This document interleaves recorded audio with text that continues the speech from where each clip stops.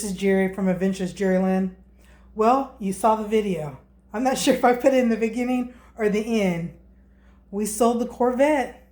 We're this much closer to becoming digital nomads. I'm really, really excited. Right now I'm talking in the garage, the spot where the Corvette used to be.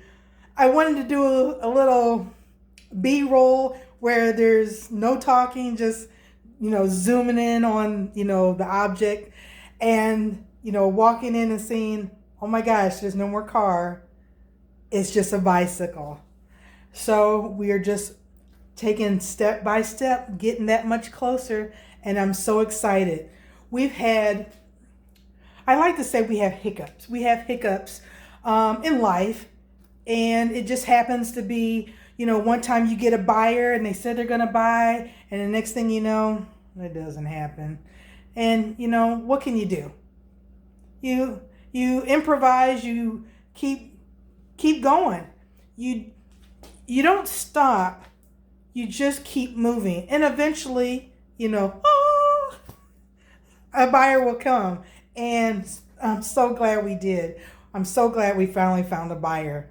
And so the money that we sold the Corvette for just went towards our debt. So the goal is to sell, everything. That way we don't have any debt when we do hit the road. So we're getting excited. I hope you guys, when you're watching this video, everyone's doing well. And, it's cold here in Indiana in January, but what do you expect? It's a winter. But I'm just sitting here trying to keep that momentum going. I'm in the garage. Like I said, I'll be going back into the house and trying to just, again, declutter, whether donate, sell, or just throw away, what have you. Sometimes, things are just so far gone, like some of my clothes, it's not even worth giving to Goodwill or anything like that. You just want to keep pressing on. And if I could donate, I can donate. And, I say sell, but it seems like there's a lot of work to go into that. And at this point, we just want to just, get the ball rolling, keep the ball rolling, really. And this was a huge win for us. I hope you liked the last video. I took a little footage of the Corvette, its last goodbye and stuff. I had it for like over 10 years. And, my dad gave it to me because he's like, I can't get in this car and drive around like I used to. So when he gave it to me, we would drive around and do our normal things and, just take the top down and just go cruising and stuff. And, I think I would like to think that he would, saying those kids are doing well down there, they're trying to get out of debt and stuff. And, when I show the two vehicles, when you see the video, like I said, I'm not sure if I'm putting it in the beginning of this one or at the end. But when you walk in and you see that the car's going, you're just like, okay, now we're getting to the nitty gritty. We have our tow vehicle, which is the truck. It's an 07 Chevy Avalanche. And then we have the 2015 Chevy Malibu, which is my car, and which is going to be the chase vehicle. Because we never, ever want to be ever stranded ever again. If you haven't seen the video, go back and watch. I think it's the RV, do you need a tow vehicle? Car versus RV. Do you need a tow vehicle? But it's, long story short, on our initial maiden voyage, we took the truck and the trailer. We left Indiana. We went down to Georgia, national park or state park, and we camped, and we had a wonderful time.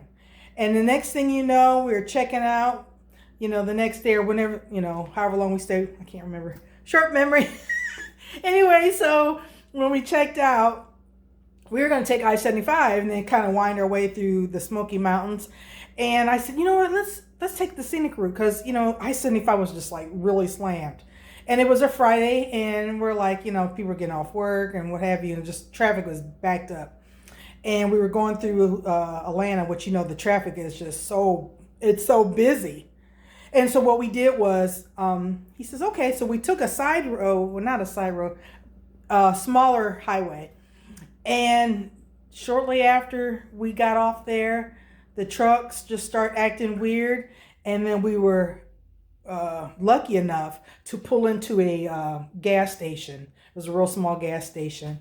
And we were stuck there. The engine blew. And so from then on, we were like 500 miles away from home. And it's not like we could just send somebody to come get us. I mean, we have a truck that needs towed and we have a trailer that needs towed. So what we did was we had to rent two, not one, but two U-Hauls.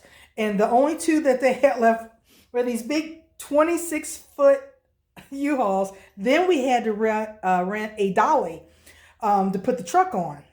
So it was just nightmare. So can you imagine three things, two U-Hauls, a dolly, and per mile and all that stuff that they charge in U-Haul, plus on top of, charging it.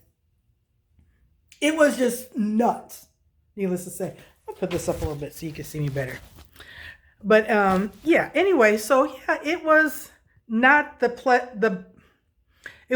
best scenario. So from then on, we thought, this is what we're going to do. We are always going to have a chase vehicle. So God forbid if you're, either one of them, if something would break down, you can get off the highway within harm's way. Because when we pull over, those highway, I think some of them are like 70, 75 miles per hour, depending where you're at. And those cars just fly by and not everybody can get over. So if you're parked off on the side and these people are flying, it's kind of scary. And if people aren't paying attention, or if they're texting or whatever they're doing, or, things happen, people run in or run over people that are on the side of the road. So note to self, we didn't want that. It only needs to be one and done. We're like, of all things, maiden voyage, we had the engine blew, but we've learned a lot from that. So I'm kind of glad, hindsight being 2020, now that happened, that we could learn from that and regroup and then say, this is what we need to do, ... XYZ. And it just seemed to work. And so, like I said, I'm glad it happened then, and not like, say we're 6 months or 3 years in and then this happens and we're like, well, what do we do? It kind of helped, So it was nice to think that even though out of something really bad, and I know not just, how do I say it?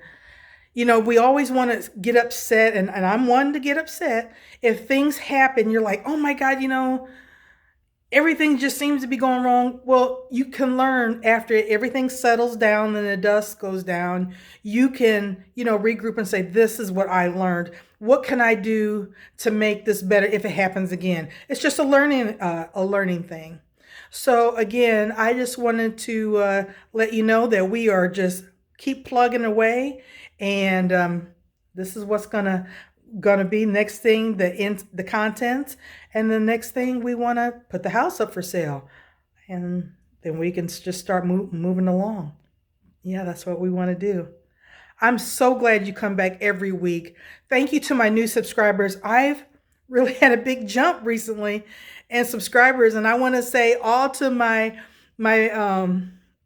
veterans, or subscribers who've been with me since day one, who've been with me a long time, your word of mouth, you're telling people, and just being out there and say, hey, check this goofy girl out, or however you say it, and you're sending people to my channel. I appreciate it. I thank you so much. I just love doing this, and I can't wait. And you've been so patient, and it's just like anything. Things happen and you have hiccups, and this is what you do. And you just keep plugging away. So never give up on your dreams. You keep plugging away, and eventually you'll be where you want to be. All right. Thank you so much. I love you, family. You take care. We'll see you out on the open road. Bye-bye. Bye-bye.